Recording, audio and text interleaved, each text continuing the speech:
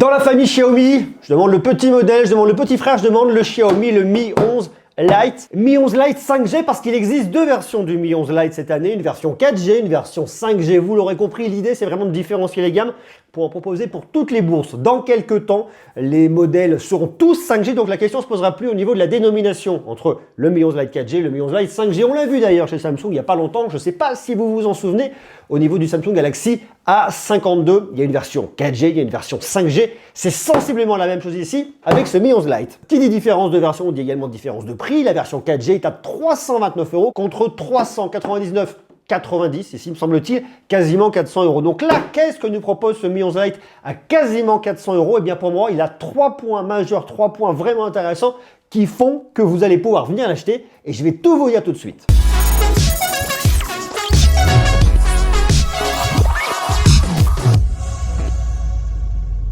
C'est aujourd'hui une vidéo qui est réalisée en partenariat avec Rhinoshield parce que oui, avoir un beau smartphone c'est bien mais il faut penser à venir le protéger. Rhinoshield a proposé de plus en plus de coques pour les modèles de Xiaomi, il y en a plein, c'est sympa. Donc si vous avez déjà un smartphone de Xiaomi qui est dans cette liste là, eh bien vous allez pouvoir avoir une coque et une protection de Rhinoshield. Et bien sinon pourquoi pas, si vous envisagez de venir changer votre smartphone, ça peut être l'occasion d'avoir un smartphone avec en plus une coque de Rhinoshield qui est très sympa. Donc ça c'est bien, une fois de plus, je vous mets le lien en bas dans la description. Xiaomi vous propose des protections d'écran pour ce Mi 11 Lite et vous avez notamment plein de protections d'écran. Regardez, hop là, il y en a plein chez Rhinoshield avec notamment les Impact Screen Protector qui, alors ce ne sont pas les modèles pour le Mi 11 Lite, vous le voyez, c'est écrit ici noir sur blanc, mais néanmoins vous avez des modèles pour cette référence et ça c'est très bien. Et en plus de ça, si vous êtes fan de manga, il y a une toute nouvelle collection qui sort, c'est My Hero Academia. Les modèles sont sympas, très chouettes, je vous les montre en avant-première. Et puis bien évidemment chez Rhinoshield, vous le savez, vous avez une grande gamme, on se refait un petit tour complet.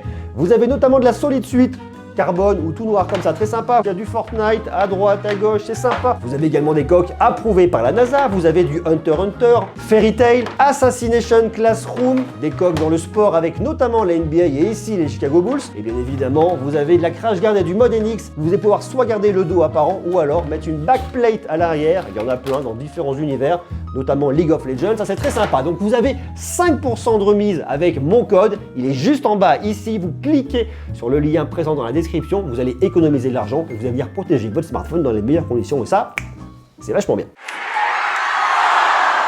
Regardez-moi ça, comme c'est tout mignon ce petit Mi 11 Lite. Alors le Mi 11 Lite, il est assez sympa. La très grosse force qu'il a et que je vous présente tout de suite, eh bien c'est son design. Son design et son format. Regardez ça, la finesse du truc. C'est vraiment complètement dingo et c'est un truc que j'ai tout de suite vraiment aimé et adoré lorsque je l'ai déballé, lorsque je l'ai pris en main. Alors je l'avais vu lors de la présentation, mais je ne l'avais pas pris en main et c'est vraiment quelque chose qui change énormément. Regardez-moi ça là, il est très fin, il est extrêmement compact et surtout ici au niveau du module photo, vous êtes ici à 1,77 mm d'épaisseur, ne serait-ce qu'au niveau du module photo. Donc ça c'est vachement intéressant parce que avec les smartphones, vous avez vraiment une miniaturisation qui va se faire au niveau de la partie photo, au niveau des appareils photo, et le fait d'avoir quelque chose de très fin comme ça, eh bien écoutez, moi je trouve ça assez bluffant et vraiment pas mal. Alors on va regarder la configuration photo dans quelques instants, et on va regarder si le résultat est à la hauteur, mais en attendant, et ce qu'on voit ici et ce qui se joue ici, c'est la finesse du produit, il est extrêmement fin, on est à 6,81 mm d'épaisseur, et surtout le poids, il est vraiment très léger, c'est un smartphone qui fait 159 grammes, c'est tout fin, tout léger, c'est un format que j'aime beaucoup, donc ça j'apprécie beaucoup. J'apprécie également le fait que vous ayez ce domat là qui prend pas trop les traces de doigts. Vous avez en plus un truc qui est très sympa ici, c'est le capteur d'empreinte digitale qui est positionné sur la tranche. Bon, ça c'est le bouton de volume. Et en fait, on trouve très facilement sa position. On pèse à peine et il déverrouille. Il n'y a pas besoin d'appuyer. Et quand vous appuyez dessus, vous utilisez le bouton pour l'appuyer, vous l'éteignez. Donc vous posez votre doigt, vous n'appuyez pas pour le déverrouiller. Il se déverrouille automatiquement. Donc ça c'est vraiment génial. Donc en termes d'expérience, de prise en main, de positionnement des boutons, de format, là-dessus, Xiaomi a fait un super boulot et pour moi, c'est le tout premier point extrêmement positif qui fait que vous devrez venir vous positionner sur ce smartphone à un tout petit peu moins de 400 €. Le deuxième point qui est super intéressant, c'est son écran. Ici, vous avez un écran signé Samsung. On est sur une dalle AMOLED. L'écran est un peu mastoc, 6,55 pouces. C'est ce qui se fait aujourd'hui, on est dans l'ère du temps, dans l'idée du contenu, du visionnage, du multimédia et du gaming. Et bien regardez, vous avez un très grand écran Full HD+, un grand classique, 2400 par 1080, ça marchera très bien aussi. Vous avez un taux de rafraîchissement de 90 Hz, un taux d'échantillonnage tactile en 240 Hz. Bon voilà, là-dessus, il n'y a rien de bien surprenant. Ça fonctionne bien, il est bien calibré. Il est assez lumineux, il marche bien. Donc pour toute l'expérience du multimédia, pour venir regarder des films, des séries, pour venir vous faire plaisir, là vous avez aussi un super bon smartphone et un très bel écran signé Samsung intégré dans ce smartphone de Xiaomi. Et ça, C'est très bien. Donc ça, c'est le deuxième point positif. Et puis le troisième point positif, eh bien, c'est la performance. Vous avez ici un processeur qui marche super bien, processeur signé Qualcomm. C'est le Snapdragon 780G, G pour gaming, vous connaissez un peu l'histoire. On va avoir 8 Go de RAM, c'est de la LPDDR4X, mais c'est une fois de plus qu'on vient attendre dans ce segment de prix. On a 128 Go de stockage en UFS 2.2. C'est ce qu'on attendra dans ce segment de prix-là. Ça fonctionne, mais surtout, ce Snapdragon 780G, il est vraiment bien, très réactif. Et en termes d'expérience pour venir jouer, c'est génial. Regardez, je vous montre un petit exemple sur un jeu. On va se faire une petite partie de Mortal Kombat. J'adorais ce jeu lorsque j'étais plus jeune, donc là c'est vraiment revival. On n'est pas sur un jeu de dingue qui tourne comme une fusée, mais malgré tout, ça répond, ça marche bien. Donc vous pouvez faire tourner plein de jeux du Play Store, donc en termes d'expérience de gaming, ça marche bien. Alors maintenant, il y a des trucs que je vais un petit peu moins aimer sur ce smartphone et qui me paraissent pas dingo. Déjà, c'est l'expérience audio. Alors l'expérience audio, je dois reconnaître que Xiaomi aurait pu faire beaucoup mieux. En fait, ce qu'a voulu venir faire Xiaomi là-dessus, c'est dire ok, on va se mettre des haut-parleurs stéréo parce que les haut-parleurs stéréo c'est super, tout le monde veut des haut-parleurs stéréo, on en parle, donc on se met des haut-parleurs stéréo. Sauf qu'ils sont rentrés dans le travers des haut-parleurs stéréo, mais à un petit peu moins de 400 €, je ne retiendrai pas rigueur. C'est-à-dire vous mettre un haut-parleur qui est ici et qui part de ce côté-là, et l'autre qui est le haut-parleur que vous utilisez pour passer des coups de fil. Ça, c'est un très grand standard, et on le retrouve aujourd'hui sur quasiment tous les smartphones, donc ça ne pose pas de problème, et je le comprends. Sauf que, ici, on ne va pas pouvoir me dire que vous avez une superbe expérience stéréo. C'est pas vrai. Il arrive dans cette configuration-là d'avoir effectivement un décalage. Ici, moins de grave, moins de basse et un son un peu moins fort, bien évidemment. Mais là, il y a quand même un certain déséquilibre. Le son sort surtout de là, il est très médium. On va manquer de grave fatalement sur des haut-parleurs de smartphone. On va manquer de précision. D'ailleurs, bonjour à Anne qui est ici en photo, ça va mon pote.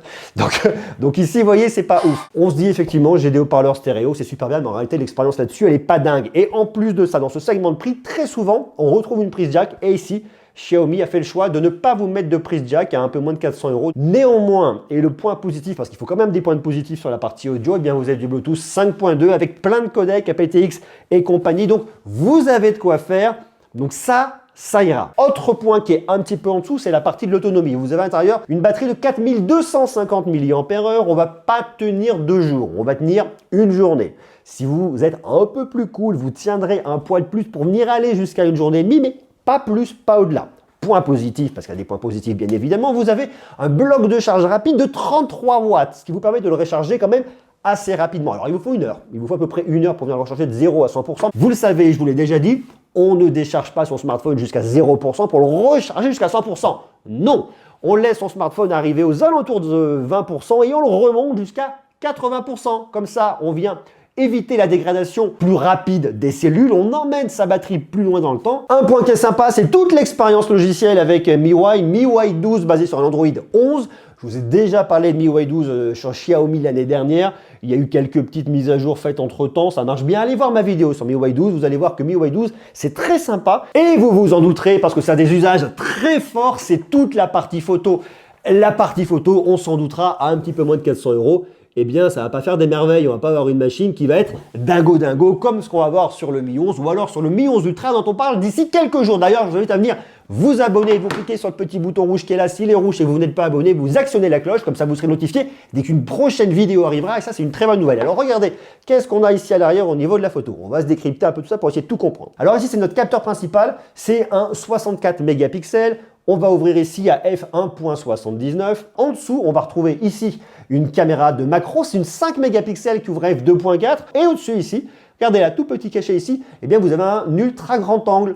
C'est un capteur de 8 mégapixels qui ouvre à f2.2 avec un champ de vision de 119 degrés. Donc en fait, ce qui nous intéresse là, vous voyez, c'est qu'on n'a pas de caméra téléobjectif, mais une fois de plus dans ce segment de prix, c'est normal et ça ne me surprendra pas. Vous allez pouvoir faire de la vidéo en 4K UHD à 30 images par seconde. C'est pas vraiment le smartphone qui va être hyper bon en vidéo. Donc on va pas parler de vidéo ici, c'est vraiment un usage en plus. Ce qui va nous intéresser surtout, c'est la partie photo. Et vous avez sur le devant, vous l'avez vu, une petite caméra de selfie, oui, de 20 mégapixels qui ouvre à f2.24 s'il vous plaît. Là, on commence sur le capteur principal, la caméra 64 mégapixels. On voit quand même plutôt pas mal dans l'ensemble les nuages. On regarde sur d'autres photos, hein, mais je trouve que les couleurs sont plutôt bien. On le voit aussi au niveau des petites feuilles des arbres. Ça fonctionne dans l'ensemble, c'est plutôt pas mal. On passe sur l'ultra grand angle, c'est tout de suite plus terne et on le voit directement. Là, regardez la différence. Là, on a l'impression que la nuit vient de tomber alors que ça se passe exactement au même moment. Par contre, on voit un petit peu mieux les nuages. Est-ce qu'il y a un problème de gestion des hautes lumières au niveau de ce capteur principal de 64 mégapixels? On le verra sur d'autres photos. C'est beaucoup moins agréable. Il vous faudra bien évidemment ici beaucoup de lumière pour profiter vraiment des conditions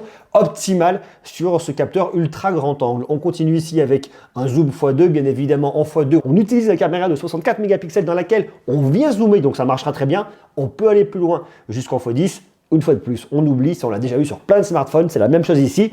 On peut aller en x2 au-delà, on oublie. Caméra principale, ça semble fonctionner, c'est pas mal. Sur l'ultra grand angle, on le voit bien évidemment, ça va venir se jaunir davantage.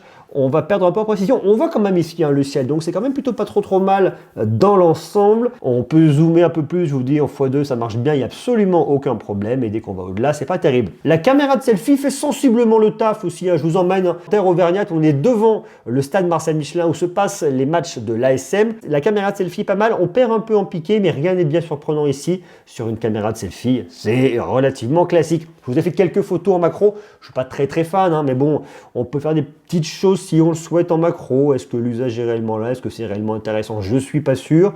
Malgré tout, c'est pas trop mal. J'ai déjà vu bien pire. Donc dans l'idée, c'est pas mal. Ici, vous n'avez aucune stabilisation. Donc dès qu'on bouge un petit peu, c'est un peu complexe. Là, j'ai essayé de bouger pour essayer d'avoir cette fourmi. C'était pas dingo.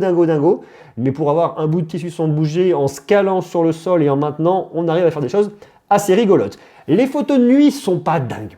Franchement, elles ne sont pas extraordinaires. Une fois de plus, on est sur un smartphone à un tout petit peu moins de 400 €, donc ça me paraît normal. Si on veut faire des photos de nuit, on ira ici sur le Mi 11. Et les photos sur l'ultra grand angle, bon voilà, je vous montre, histoire de vous montrer, mais on capte plus de lumière, c'est galère.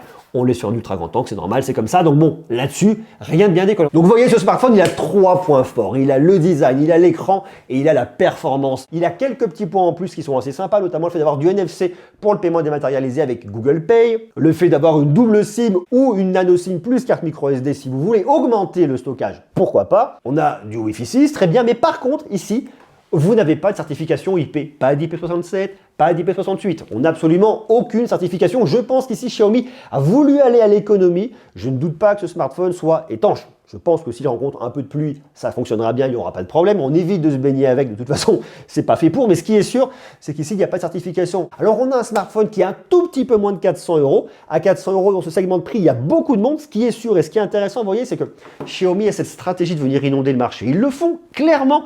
Vous avez beaucoup de références. D'ailleurs, on en parle dans quelques jours avec une vidéo qui nous récapitule un petit peu la gamme de Xiaomi, même si c'est compliqué de faire une photo en un instant T parce que ça continue tout le temps. Il y a toujours de nouveaux modèles qui arrivent. Ce qui est sûr, c'est que celui-là, le Xiaomi, le Mi 11 Lite, il est super intéressant et surtout plus gros coup de cœur pour moi sur le design, sur la légèreté, sur le format, sur l'épaisseur. Je l'ai ouvert, ça m'a bluffé et dès que je le prends dans la main et que je le compare à d'autres, j'adore et je trouve qu'il y a vraiment un super boulot qui a été fait là-dessus par Xiaomi, au-delà de l'écran, au-delà de la performance, qui sont aussi assez extraordinaires. Dites-moi vous ce que vous en pensez en bas, en commentaire, comment vous le trouvez, ce Xiaomi, ce Mi 11 Lite.